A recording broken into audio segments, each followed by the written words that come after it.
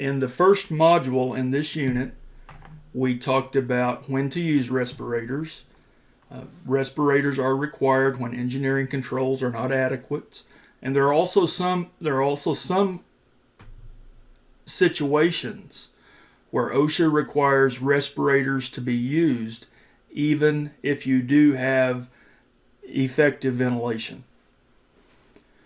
We talked about written respiratory programs. A written respiratory protection program is required anytime we require employees to wear a respirator. It's not optional, it's mandatory. We looked at a sample respiratory protection program. If you would like to learn more about the details of these programs, go to the OSHA General Industry Standards 1910.134. That's where there's the full-blown OSHA requirements for written respiratory protection programs. We also started talking about different types of respirators. We talked about air purifying respirators, and we're going to continue talking about air purifying respirators in this module. So let's go ahead and click forward to the next slide. A filtering facepiece, also more commonly called a dust mask, is considered a type of respirator. There are different levels of filtering facepieces. There's the P or the N95, which is 95% efficient. The 99, which is 99% efficient. Then there's the 100, which is 99.97% efficient. It's at the HEPA level.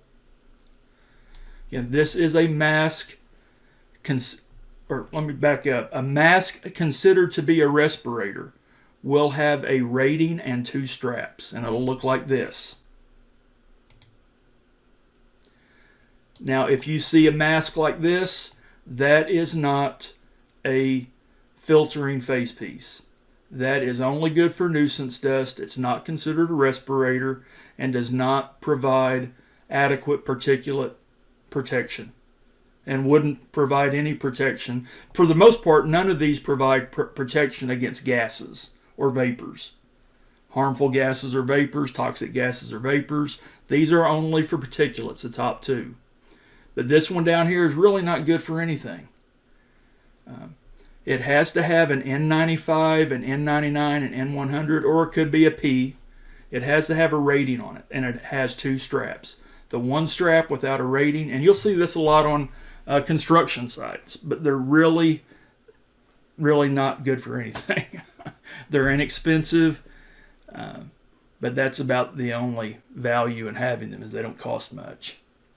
Now, one thing I need to mention: what does the P mean and what does the N mean? You'll also see some respirators that have an R. You could have an R95, R99, R100. The letters have to do with the level of oil resistance. The N95 has no oil resistance. So if you're working in an atmosphere where there's oily vapors in the air, the N95 is not going to be your respirator. You'll need to at least have an R95, which is oil resistant, or preferably a P95. And for this reason, because of the oil resistance and the type of situations we would get into in construction operations, I would always get the P95s that had the oil proof rating. So the P95 is going to be better if you have workers exposed to an atmosphere where there may be oily vapors in the air. Now, you hear more about the N95.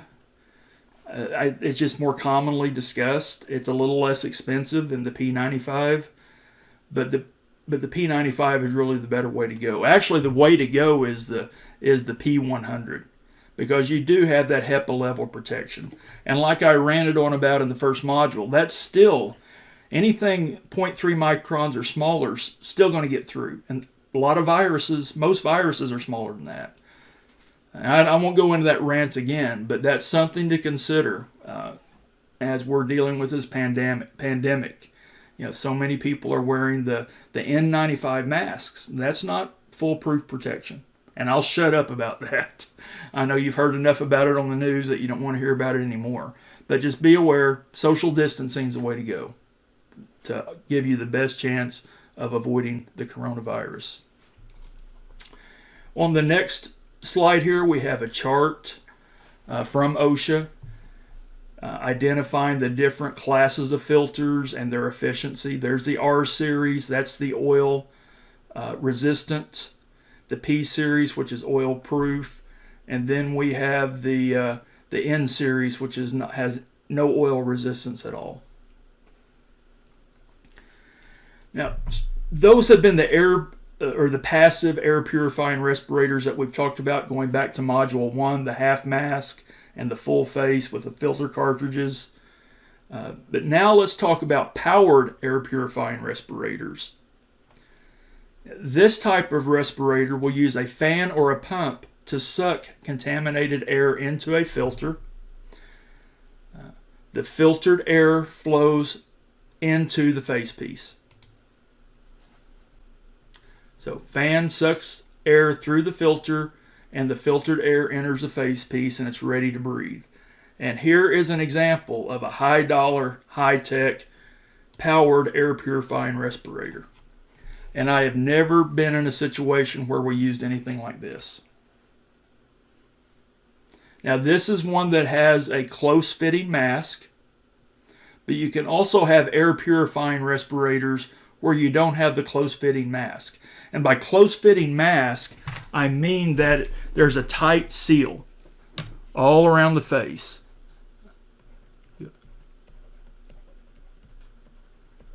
And if that tight seal is fitted properly, nothing should be able to get inside the facepiece. The only thing that should be able to get inside the facepiece with a tight seal is the air that's been filtered through the system. And you would use this type of respirator in some of the more critical, safety-sensitive types of operations. Some other options that you're going to run into besides the tight seal would be the air purifying respirators that use a loose-fitting hood. The loose-fitting hood goes over the head, and these are positive pressure units. They generate a positive pressure inside the hood. That positive pressure keeps contaminants from entering in under the hood. These are a real good way to go if you have employees that don't want to shave. One thing about the close fitting, go back to this one. To wear this one and for this one to be effective, the employee has to be clean shaven.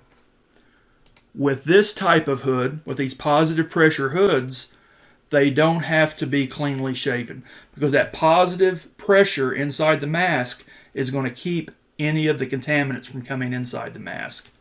Now this one over here, this is very similar to the one that I used to buy our welders at Manhattan to protect them from the chromium and zinc and some of the other harmful vapors that occur during the welding process, and they loved them. It protected their lungs, and it also had a cooling effect. For the workers. Yeah.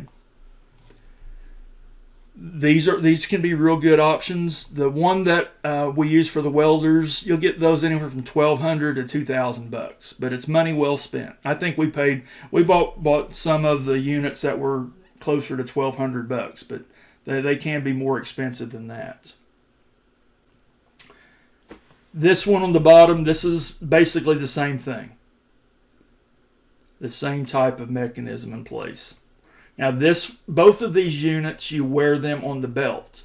This previous example, it was backpack, is worn like a backpack. These are worn at the waistline.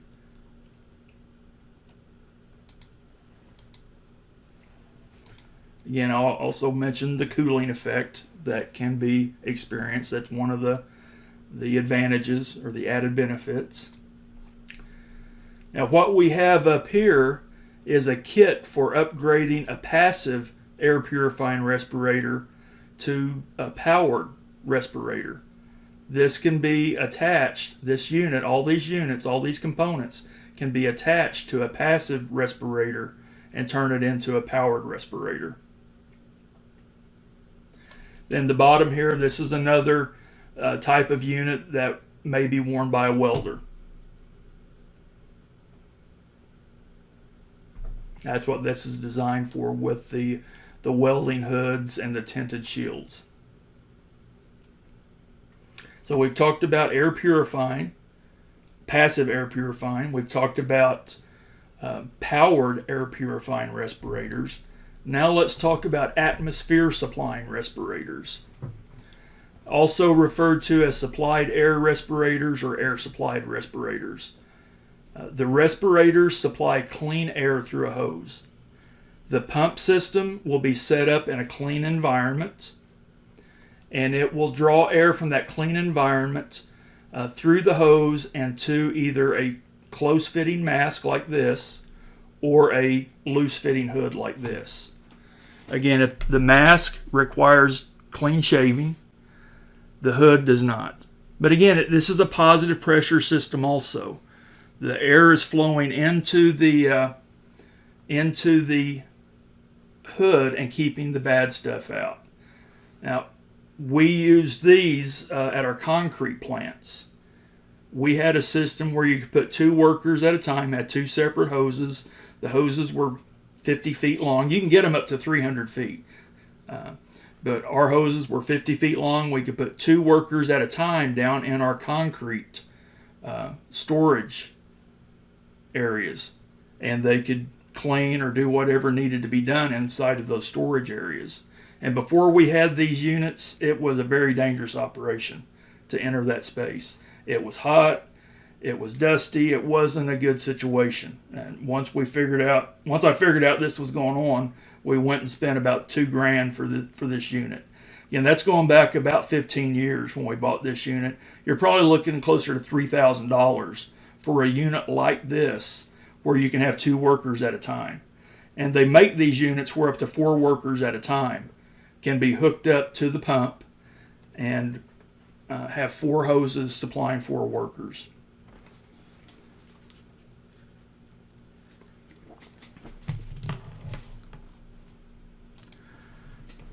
Let's talk about self-contained breathing apparatus systems, or SCBA systems. I won't call them scuba, because scuba refers to underwater diving.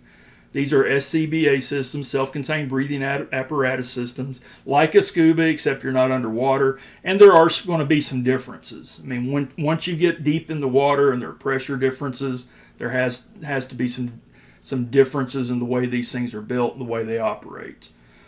But the SCBA systems, the primary components is a cylinder that contains breathable air, the regulators, the hoses, and then the facepiece. And normally you're going to be talking about a tight-fitting facepiece. Some of them even have communications capabilities, built-in radios, so workers can communicate with one another.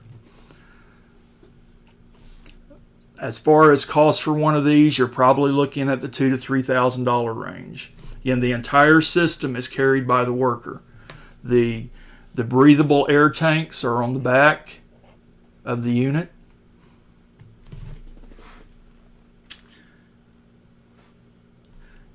When we talk about SCBA systems, there are 2 types. There's the demand control type.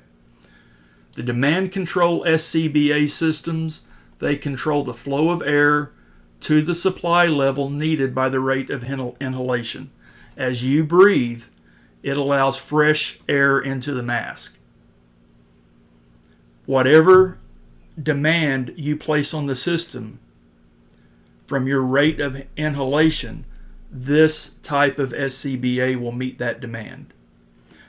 One of the positives about this type of system, you'll get more breathable air out of a tank of breathable air. It'll last longer. You'll get more run time out of a tank. These can be negative or positive pressure systems. Again, the positive systems are better. If a positive system in an SCBA develops a leak, the positive pressure would prevent contaminated air from entering the system. Again, you're not talking about the hoods, the loose-fitting hoods with an SCBA.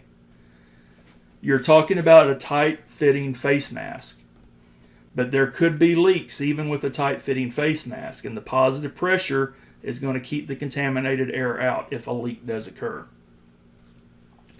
Another type of SCBA is the continuous flow SCBA, where a continuous, consistent flow of air is being delivered to the facepiece. Once you open the regulator and allow air into the facepiece, it's going to be a continuous flow into that unit. The demand control, again, would be the better option, and the positive pressure units would be the better option also. A positive pressure demand control SCBA would be a way to go, would be a best practice if you needed this type of respirator protection. You also have what are referred to as open circuit SCBAs. With an open circuit self-contained breathing apparatus, the exhaled air passes through an exhalation valve back into the work environment. Generally, you're talking about up to 60 minutes of breathable air with an open circuit SCBA. Now, a demand control system could be open circuit. A continuous flow could be open circuit. You also have closed circuit self-contained breathing devices. Another name for these would be a rebreather. They're more complicated, more expensive. The air that you exhale is treated so that it can be rebreathed. It removes the CO2, regenerates oxygen through a chemical reaction. Now, one of these units, you can go 3 to 4 hours with breathable air for 3 to 4 hours without servicing the system.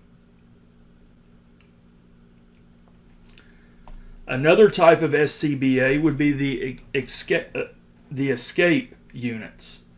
These are smaller capacity SCBAs designed for emergency use. They may be combined with some of the other systems and used as a backup in an emergency.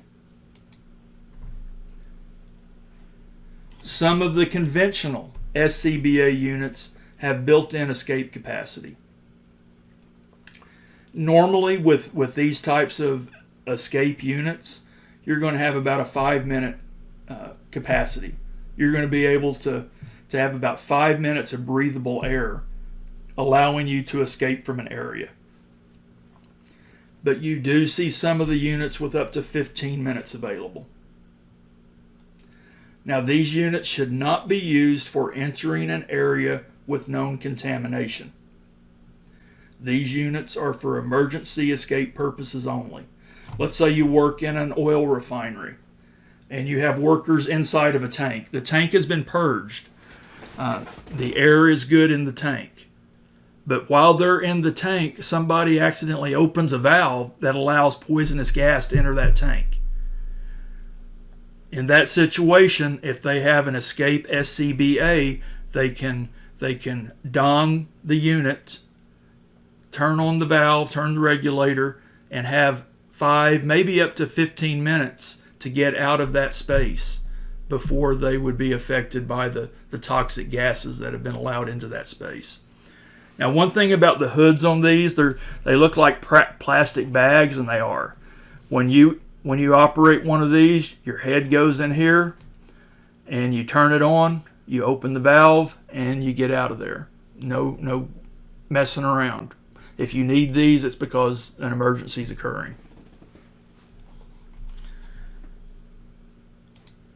Okay, some additional notes on SCBA systems.